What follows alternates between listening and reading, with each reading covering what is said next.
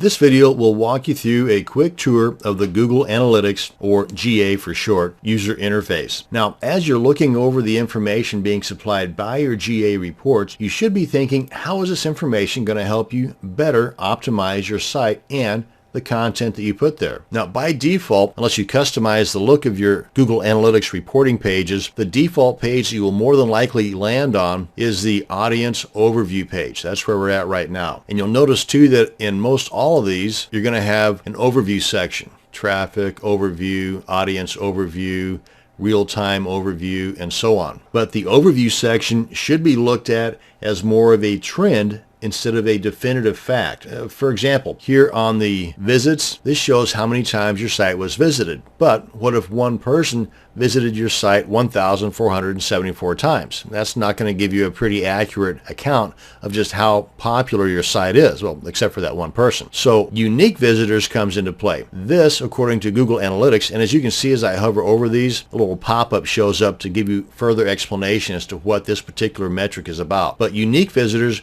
will give you a better idea as to how many different or unique people showed up your site. But even this number can be a little misleading, because if a particular visitor were to have visited your site 3 different times, but did so through a different browser each time, or each time they got out of their browser they cleared the cookies, then Google Analytics would show that person as 3 different people. So again, look at these as trends instead of definitive facts. To drill down even further, go ahead and click on this graph icon to the left of the number, and it will give you more details right up here. As you can hover over each one of these nodes, it will pop up with the information related to that particular date. And to get this date range up top here, come on up here in the top right corner, hit that drop down arrow, and you can select the date range. By default, it's going to come up with 30 days. And a cool thing about this too is that not only can you customize this date range, but you can also compare the date range you choose to a previous date range. So if you did some optimizing last year, last month, last week, and you want to compare it to the current year, month, or week, then you have that ability right here. And in addition to showing you by the date, you can also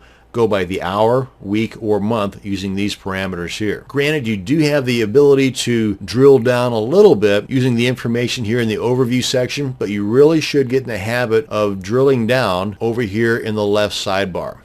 For example, under demographics, yeah, you could come over here, but let's go ahead and go over here instead and click on language or location. Behavior, which by the way gives you information on how visitors are interacting with the content on your site. Are they coming back for more? Do they leave comments? How often do they visit and revisit? Now the technology here, that's pretty cool too. Just when you think that nobody's using Internet Explorer 7 anymore, well, you click on the browser and OS, and well, I got 8 people. Actually, I'm really surprised that there's actually 6 people using Internet Explorer 6. So you can be surprised. And you can even check out screen resolution, screen color, flash version, and the all-important other. Traffic sources and audience is probably the 2 most important areas you're going to be checking out on this sidebar over here. Now, while I could go into great detail on each one of these, the video may end up being 2 hours in length. So to avoid that, let me go ahead and tell you that if you come over here to the help section in the top right corner and click on the help center, it'll open up in a new window. But right down here under interface map,